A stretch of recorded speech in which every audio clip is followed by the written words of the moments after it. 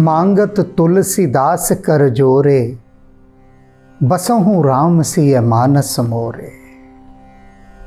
तुलसीदास जी प्रभु राम से बार बार विनती कर रहे हैं कि वे उनके हृदय में आकर डेरा डालें, सीता जी साथ में हों। अब ऐसी विनय कर करके तुलसीदास जी अभी तक संतुष्ट नहीं हुए हैं और ना ही होंगे। निरंतर निरंतर निरंतर वे राम जी को पुकारते रहेंगे। और तुलसीदास जी यहाँ स्पष्ट कर रहे हैं कि राम जी क्यों नहीं अभी तक उनके हृदय में आ रहे हैं, विराज रहे हैं, डेरा क्यों नहीं डाल रहे। ये सब बातें तुलसीदास जी हमारे लिए ही कह रहे हैं, आरोपित स्वयं पर कर रहे हैं, अपने ऊपर लागू कर रहे हैं, लेकिन साफ साफ इशारा हमारी तरफ है। हम उसे देखेंगे थोड़ी ना, देखना ही नहीं चाहेंगे, क्योंकि देख लिया तो शर्मसार हो जाएंगे, लजा जाएंगे। अगर शर्म हया बाकी है तो, नहीं तो बात ही समाप्त है। आज ऐसी ही बातें तुलसीदास जी यहाँ उठा रहे हैं, किंतु उन बातों को उठाने से पहले वे प्रभु राम के गुणों का गान अवश्य करेंगे, निश्चित रूप से करेंगे। हर बार अलग अलग शैली में कर रहे हैं, अलग अलग कोणों से कर रहे हैं। आज जिस ढंग से जिस कोण को उठाया है, अद्भुत है, महत्वपूर्ण है। दीन बंधु दूसरों कहाँ पावो, कह रहे हैं तुलसीदास जी कि हे राम जी, आपके समान दीन बंधु भला दूसरा मैं कहाँ पा सकता हूँ। दीन बंधु अर्थात जो सताए हुए हैं, मासूम हैं, लाचार हैं, उन पर जो अत्याचार करता है, जुल्म करता है, उनको उनके जुल्म और सितम से बचाने वाला, अत्याचारों से बचाने वाला राम जी के अतिरिक्त भला और कौन है संसार में। और कोई नहीं है। वे ही दीनों के बंधु हैं, दीनों के हित वे ही लड़ते हैं। राम जी लड़े या फिर श्री गुरु गोविंद सिंह जी महाराज लड़े। सूरा ताही जानिए जे लड़े दीन के हेत, पुरजा पुरजा कट मरे कबहू न छाड़े खेत। गुरु गोविंद सिंह जी महाराज भी दीनों के खिलाफ जाने वाले अत्याचारियों के साथ लड़े। वे जो दीनों को सताते थे, उनके साथ उन्होंने जो युद्ध किए, उनकी खातिर, दीनों की खातिर जो उन्होंने अपना सर्वस्व बलिदान किया, वे राम के परम उपासक थे। गुरु गोविंद सिंह जी महाराज शक्ति के उपासक, शक्ति के उपासक, शस्त्रधारी राम को जब मैं देखता हूं तो समानांतर मुझे श्री गुरु गोविंद सिंह जी महाराज भी दिखाई देते हैं। शस्त्रधारी योद्धा जिन्होंने सदा दीन बंधु की भूमिका निभाई, सदा। आजकल देखिए समर्थ लोग होते हैं, कोई दीन दुखी उनके पास अपनी पुकार लेकर पहुंच जाए तो वे उसकी पुकार सुनकर बिल्कुल भी द्रवीभूत नहीं होते। वे सोचते हैं कि हम क्यों इस दीन की खातिर, इस दुखी की खातिर हम क्यों किसी से लड़ाई मोल लें, क्यों लें। वे नहीं लेते। मैंने शायद एक बार किसी प्रसंग में बताया था कि एक अधिकारी के पास कोई शिकायत लेकर गया कि उसके दफ्तर में जो उसका बॉस है वो बेईमानी करता है। लेकिन उस बड़े अधिकारी ने उस बेईमान बॉस के खिलाफ कोई कार्रवाई नहीं की, यह सोचकर कि मुझे क्या पड़ी है, मैं इसके अगेंस्ट कोई कार्रवाई करूं, ये अपने और 10 लोगों के साथ मिलकर मेरे अगेंस्ट हो जाएगा, तो मुझे क्या लेना देना, मैं अपनी सीट पर अपना मज़े से बैठा हूं, मुझे कोई कार्रवाई नहीं करनी। लेकिन ऐसा नहीं था। प्रभु राम के पास यदि कोई पहुंच जाए कि मेरे साथ अत्याचार हो रहा है, राक्षस मुझे सता रहे हैं, श्री गुरु गोविंद सिंह जी महाराज के पास अगर कोई फरियाद लेकर पहुंच जाए कि कोई मुझे सता रहा है, तो वे उसके साथ खड़े होकर उसकी रक्षा करते थे। तो यहाँ पर वही बात तुलसीदास जी कह रहे हैं कि आप जैसा दीन बंधु भला कहाँ मुझे खोजे मिलेगा। को तुम बिन पर पीर पाई हैं, और कौन है तुम्हारे अतिरिक्त ऐसा जो पर पीर पाई है, दूसरे की पीड़ा को समझ सके। वैष्णव जन तो तेने रे कहिए, जे पीर पराई जाने रे। तुलसीदास जी कह रहे हैं, हे राम जी, आप पीर पराई जाने, दूसरे की पीड़ा को आप भली भांति समझते हैं, भली भांति। इसका एक बहुत सुंदर उदाहरण दे रहा हूं। पीड़ा को ये नहीं कि सताए हुए की पीड़ा, बिन सताए की पीड़ा भी। सुग्रीव को किष्किंधा का राज प्रभु श्री राम ने दिया, उसे राजा बना दिया। सुग्रीव ने वचन दिया था कि प्रभु, जैसे ही मैं राजा बनूंगा, सारी शक्ति मेरे अधिकार में आ जाएगी, सारे वानर मेरे अधीन होंगे और मैं करोड़ों वानरों को सीता जी की खोज में भेज दूंगा। ये उसका वायदा था। अब राजा बन गया। राजा बनने के बाद वर्षा काल शुरू हो गया, तो उसने कहा कि वर्षा काल के बाद प्रभु मैं सीता की खोज में वानरों को भेजूंगा।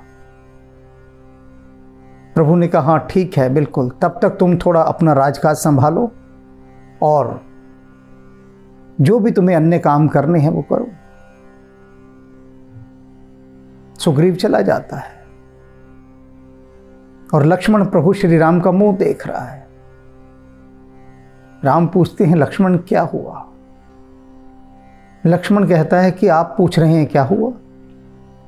अरे आपने उसको किष्किंधा का राज दे दिया, वो राज सिंहासन पर बैठ गया, अब देरी का क्या कारण है? क्यों नहीं आपने उससे कहा कि अभी खोज शुरू कर? आपने क्यों कहा कि अच्छा तू थोड़े अपने राजकाज देख ले, अपना सिंहासन संभाल ले? ऐसा क्यों कहा आपने? तो राम कहते हैं, सुनो लक्ष्मण, बहुत समय से सुग्रीव अपनी पत्नी से दूर रहा है, बहुत समय से। चंचल चित्त का वानर है और मैंने इसका मन देख लिया, भोग विलास की ओर ये दौड़ा जा रहा है, इसका चंचल मन। तो मैं चाहता हूं थोड़े दिन ये थोड़ा भोग विलास में जी ले, इसकी तृप्ति हो जाए, फिर कर लेगा सीता की खोज का काम। अगर मैं इसे अभी लगा दूंगा, ये आधे अधूरे मन से काम करेगा, क्योंकि मन तो इसका भोग के लिए तड़प रहा है। और राम उसे भोग विलास की अनुमति दे देते हैं और उसका परिणाम वो भोग विलास में ही डूब जाता है, राम जी का काम ही भूल जाता है।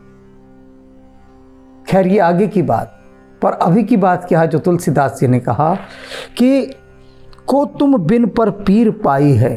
आप जैसा भला कौन होगा कि जो दूसरे की मन की पीड़ा को भी पा जाता है। सुग्रीव भी सताया हुआ था, काम वासना का सताया हुआ था, भोग वासना का सताया हुआ था, वह भी तो सताया जा रहा था ना। तो राम ने कहा ठीक है, थोड़े दिन तो तृप्त हो ले। अर्थात दूसरे की भीतर की गहराइयों की भी जो पीड़ा है, राम उसको कितनी संवेदनशीलता के साथ अनुभव करते हैं। ऐसा तो कोई भी नहीं करेगा, कोई भी नहीं। तो तुलसीदास जी कह रहे हैं कि आप सरीखा संवेदनशील कोई है ही नहीं जो दूसरे की पीड़ा को इतनी गहराई से समझ सके और उसका हित साध सके, उसका बंधु बन सके। सुग्रीव भी तो दीन है ना, जो काम वासना का सताया हुआ है वो भी तो दीन ही है, और उसके भी बंधु बन गए, उसको भी उस पीड़ा से मुक्त किया। को तुम बिन पर पीर पाई है, के ही दीनता सुनावो। अब आप ही बताइए राम जी, ये जो मैं अपनी दीनता, अपना दुखड़ा आपके अतिरिक्त किसके पास जाकर रोऊं? कौन है और ऐसा कौन है? कहाँ रोऊं? चलो रो भी लेता हूं, अब उनकी भी बात बताता हूं जहां जाकर मैंने अपने दुखड़े रोए थे पहले। जब तक आप नहीं मिले थे राम जी, तब तक मैंने ये दुखड़े बहुत रोए हैं, दर दर जाकर रोए हैं, सिर पटके हैं। तो वो हाल भी आप सुन लीजिए मेरा, क्या हुआ था।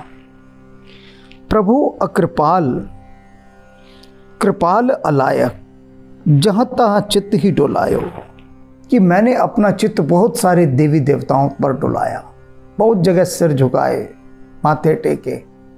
कैसे कैसे लोग थे? प्रभु अकृपालु, कुछ तो अयोग्य ही थे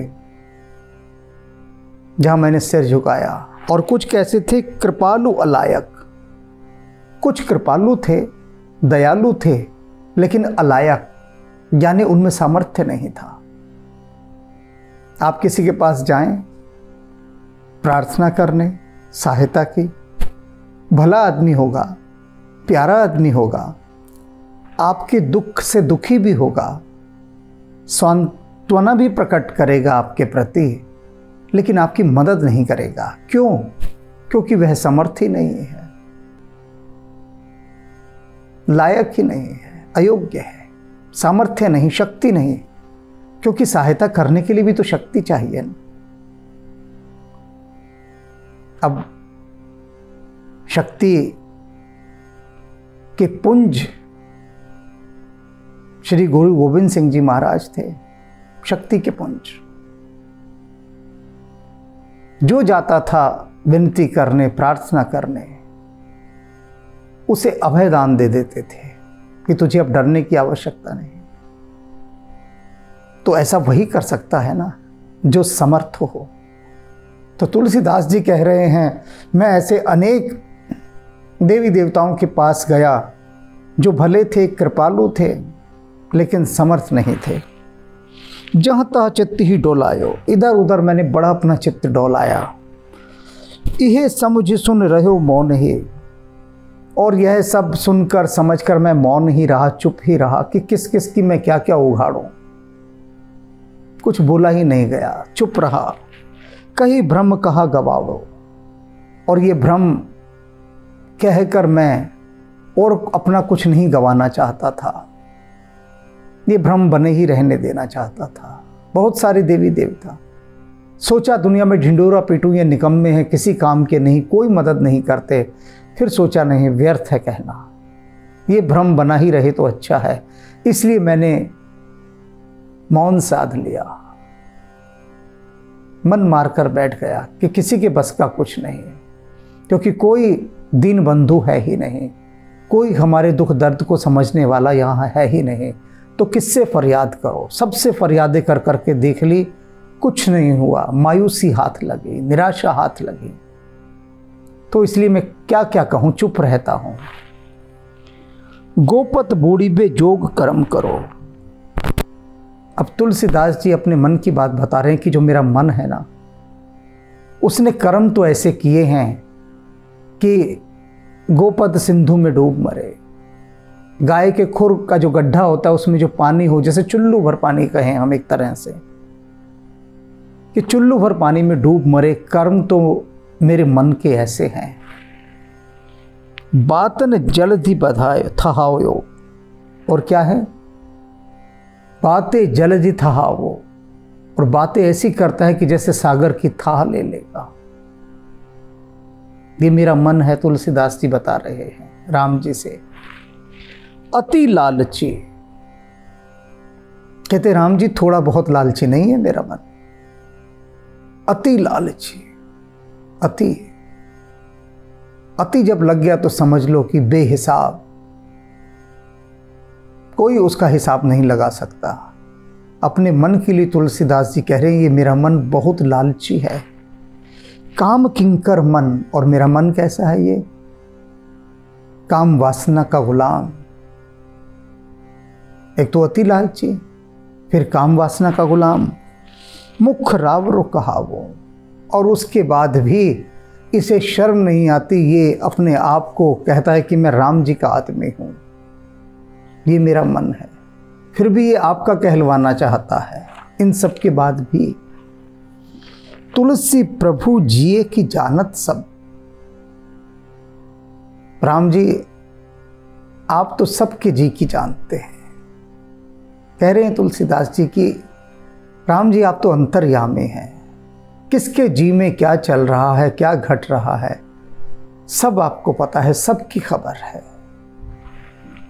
अपने कछुक जनाबो, बावजूद इसके कि आप सब कुछ सबके मन की जानते हैं, कौन कितना पापात्मा है, कौन कितना पुण्यात्मा है। इन सब के बाद भी मैं आपका तुलसीदास आपको अपने कुछ और अवगुण भी बताना चाहता हूं। छुपा तो आपसे एक भी नहीं है, कुछ भी छिपा नहीं है, सब पता है आपको।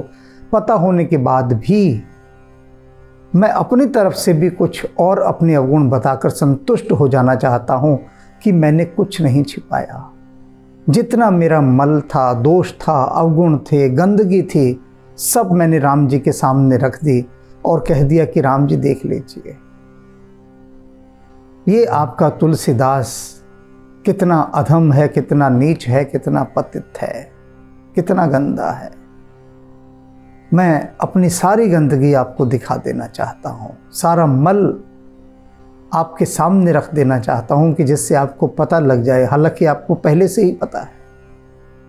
फिर भी सो कीजिए, उसके बाद आप क्या करें? सो कीजिए जेहि भांति छाड़ छल द्वार परो गुण गावो। इन सब बातों को जान लेने के बाद फिर आप वही कीजिए जिसको करने के बाद ये तुलसीदास अपना सारा छल कपट छोड़ दे। और छल कपट छोड़ने के बाद आपके द्वार पर पड़ा रहे और पड़े पड़े आपके गीत गाता रहे, आपका गुणगान करता रहे। द्वार परो, ये बड़ा मूल्यवान शब्द है। द्वार पर जाकर पड़ जाए। पड़ जाने का मतलब क्या? पड़ जाने का मतलब ये कि अब राम ही अपने हाथ बढ़ाकर उठाएं तो उठें हम, नहीं तो अपनी लज्जा में, अपने अपराध बोध में, अपनी आत्मग्लानि में ऐसे पड़े हैं नीचे कि सिर उठाने का भी साहस नहीं। बस राम जी अब आप ही कुछ कीजिए जो आपको करना है। जो कीजिए सो कीजिए जेहि भांति छाड़ी छल द्वार परो गुण गाओ, जिससे आपके द्वार पर पढ़कर मैं आपके गुणों को गाऊं। क्योंकि छल कपट रहते यदि आपके गुणों को गाऊंगा तो सार्थकता नहीं है उस गायन की, दोषपूर्ण गायन हो जाएगा। वह शुद्ध गायन, पावन गायन, पवित्र गायन वह नहीं रहेगा। तो पावन मन के साथ मैं आपका गायन कर सकूं, उसके लिए ये जो छल कपट के कांटे गड़े हुए हैं ना, इन्हें आप निकाल दीजिए। क्योंकि आप सबके मन की पीर जानते हैं, पीर पराई जाने रे। आपको भी पता है कि तुलसीदास के मन की पीड़ा क्या है। उसके ये जन्मों जन्मों के पाप, अवगुण, दोष, वासनाएं, ये सब उसे सता रही हैं। ये सारे मनोविकार उसे घेरे हुए हैं। आप ही रक्षक बनिए, आप ही इन समस्त मायावी अवगुणों को दूर कर दीजिए और मैं बस आपके द्वार पर पड़ा आपके गीत गाता रहूं, आपका गुणगान करता रहूं। मंगल भवन मंगलहारी, द्रवहु सुदशरथ अजिर बिहारी। हरि अनंत हरि कथानंता, कहहि सुनहि बहु विधि सब संता। रघुकुल रीति सदा चली आई, प्राण जाए पर वचन न जाई। कलयुग केवल नाम आधारा, सुमिर सुमिर नर उतरे हो पारा। दीन दयाल बिरदु संभारी, हरौ नाथ मम संकट भारी। जा पर कृपा राम की होई, ता पर कृपा करे हर कोई।